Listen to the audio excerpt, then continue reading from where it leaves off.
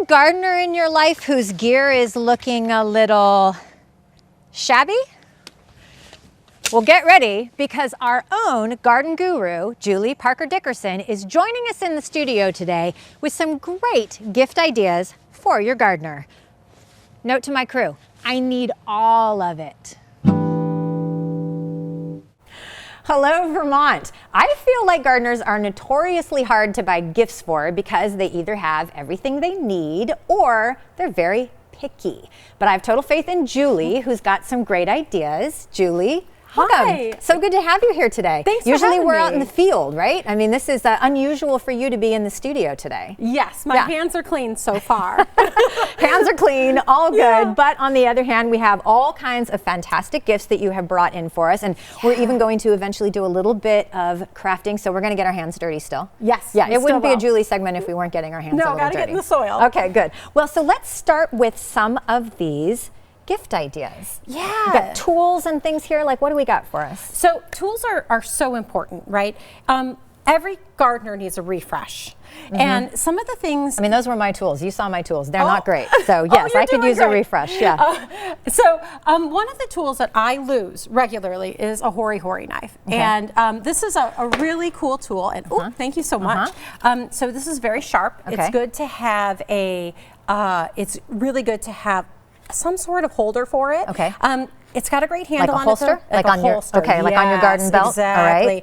All right. Exercise caution. And this is great for everything, though. You can plant with this. You can open a package with this. You can get that bulb. It looks like, yeah, you can even dig with it. You can dig with it. It will break up roots. So it's just overall a really great tool. Hori knife. Yes, Check. hori knife. I want one of these. Good. What else do we have? There's some other blades. This looks like a blade. Yeah. So this is a very small scythe, and you can do a lot. Or a sickle saw. You can chop things down with this. So when you're doing that spring cleanup. Okay. So envision the spring cleanup, and you're getting those branches down. Again, a little bit of a sharper tool, so it has something that you need protection on. Exercise caution. Yes, exactly, but really beneficial for those spring And I see it's cleanups. even got some like serrated edge too, so you can do a little Yes. sawing, right? So if you've got, I don't know, trickier, like thicker branches thicker to work branches, with. shrubs, All right. yes, exactly. What is this? This looks familiar to me. It looks like a shovel, but I can tell it's going to be something special. This Tell me is one about of my this. new favorite tools. This is a widger. So this is going to be able to plant, you're going to be able to plant bulbs with this, and you're really going to be able to destroy those roots with this too. So if you want to put in some new plants, this is Dividing, really would that great. be something good for dividing? Yeah, you could do this for, if you're Okay, dividing I'm trying by out all of hand. my I love gardening it. vocabulary. All right. Yes, Okay, so we've great. got a widger for doing dividing and planting. That's going to be handy in the spring. How about these? What are these? Well, here's another. So our pruners, right? We lose these I use- regularly. yes, So I mine are love the broken. bright red handle. Yeah, okay. And so you're always going to be able to find it. Always gonna be able to find it. And you want to make sure you can get it sharpened on a regular basis. Okay, So good keep them time sharp, of the yes. year. But this is great for those cut florals in your yard. So if you do flower cutting, these are great for that too. Okay, all right. So a good pair of snips. These look like these are going to come Yes. in handy. Great So now, stocking stuffer. I do feel like gloves are tools. So tell me about lots of different types of gloves here. Gloves These look great. Are so important. Every year, Amy, I get poison ivy, I swear. So I like to use a longer Cover up your glove. arms, okay. So this is a nice one too if you have roses, if you're doing some pruning. These are just overall Those are a they're good reaching tool. in and getting in deep. Yes. And then these look a little more. How about these? So your daily driver, right? daily driver. Yes. So your rubber gloves. It's July. It's August. Okay. It's hot. These are great for those. Feels like they wouldn't be too Yes, heavy. and same. These the are sort of stocking same. stuffer for your Stocking little stuffer ones. for baby Encouraging gardeners. yes, so dinosaurs. Love. So get them out in And the then garden. same along the line, protection sleeves. Yes, So I use cover protection those sleeves arms. all the time in the garden, and they're great for covering your arms from the bright sun, but also keeping them protected. And love all of that. Yeah. And then these look more decorative. What is Yes. this? Because I see there's this cute little. So we have a little oh hole. my gosh, yes. In the so front here. this is called a toad house right here. Toad And now house. toads actually use it. There's a lot of products sometimes that people try to sell you that animals don't use. Okay. But this is genuinely used by toads and frogs. Don't you love it? Yes, that's So- adorable. I love that. Providing a little habitat, a little Yes. security and safety in your yard. Exactly. So important. And then these, so then Oh, these are you just know, purely decorative? Purely decorative. You know, it's nice to have a little whimsy in your garden. That's subtle, it's chic. you know, and a heavy base. the things like this you can find at a nursery. You know, like Horsford has some really great stuff that they loaned me this great mushroom and the dragonfly. Good shout out. Loving having those. Seeds for the stocking. Oh, seeds for the Getting stocking. ready for the spring. Yes. That is so smart. And I see we've got a watering can. This looks great. I really like, so now these are things that you can buy. You also though, and you know, any gardener, gardening enthusiast, you had these, you said these are a little more for people who want a challenge. Tell me about these.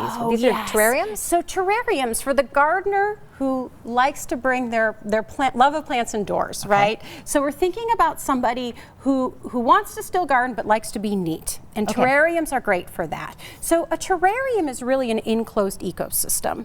And when you're looking at it from the side, you can see it's kind of a parfait of ingredients, right? So what we're seeing And this is something you can make for someone as a gift? Absolutely. And I just used an old mason jar that I used to store coffee in.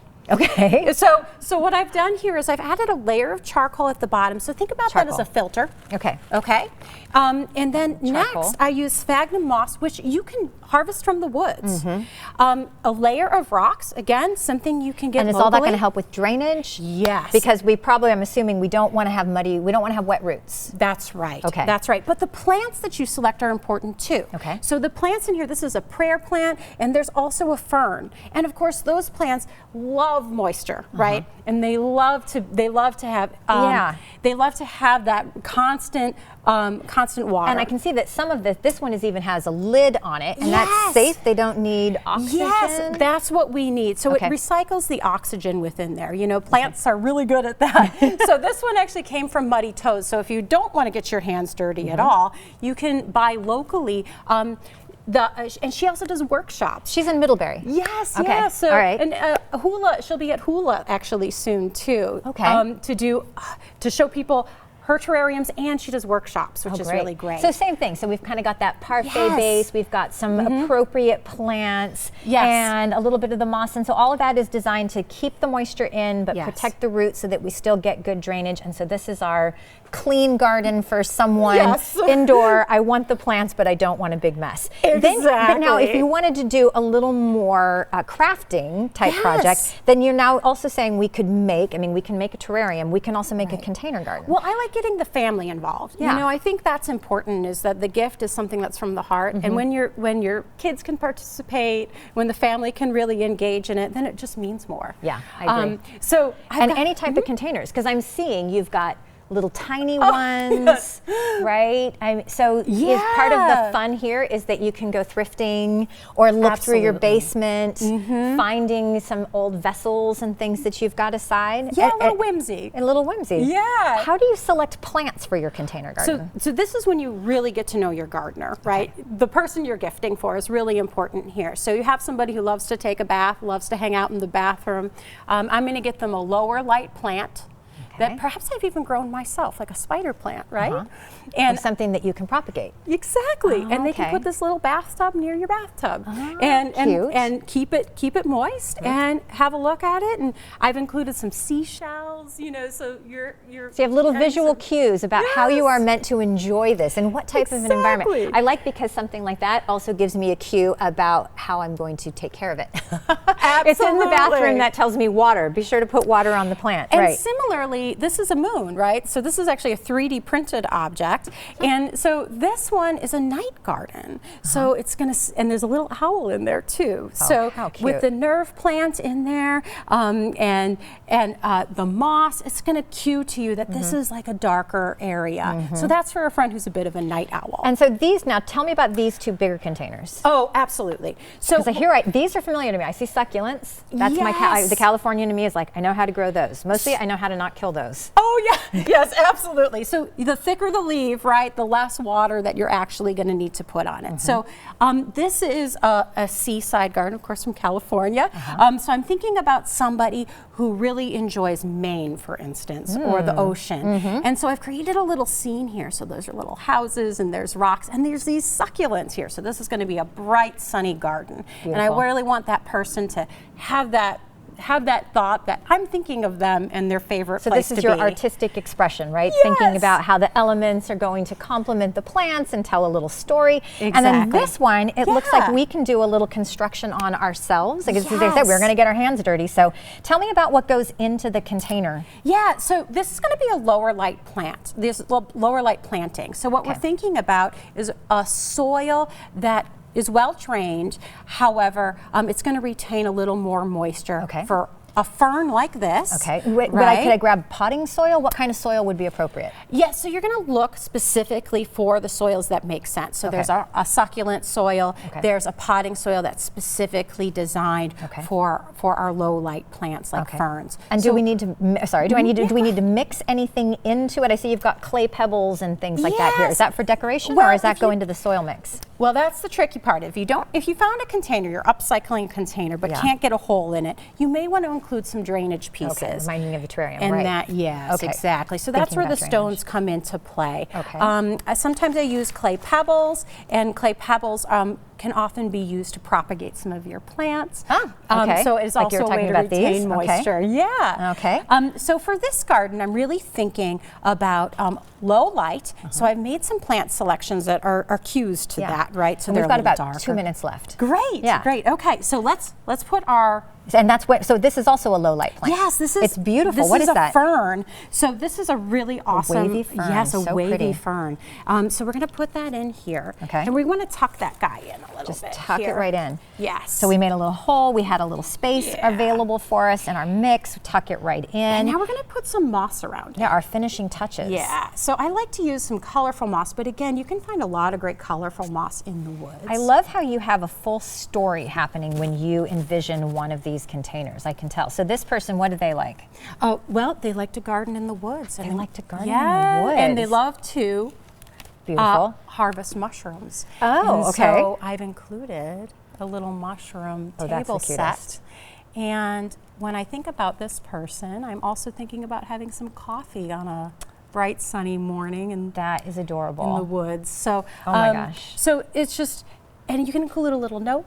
A poem to go with it, you know, something that really personalizes That is so sweet. And so really you're making this incredibly personal, and I like how with these tiny little details, you're really encouraging the person who you're giving the gift to like get close. It really shows the bond that you have with them, that you understand them so well. Absolutely. Julie, you're incredible at this. I think these are absolutely amazing. I mean, this is going to make a really thoughtful gift.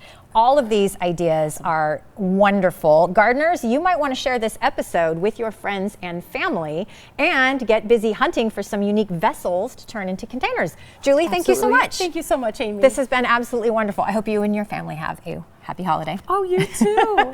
And as always, Vermont, thank you for learning and exploring with me today, and thanks to the team that makes Across the Fence possible. I'm Amy Finley. This is Across the Fence. Come back and let's learn and explore again tomorrow.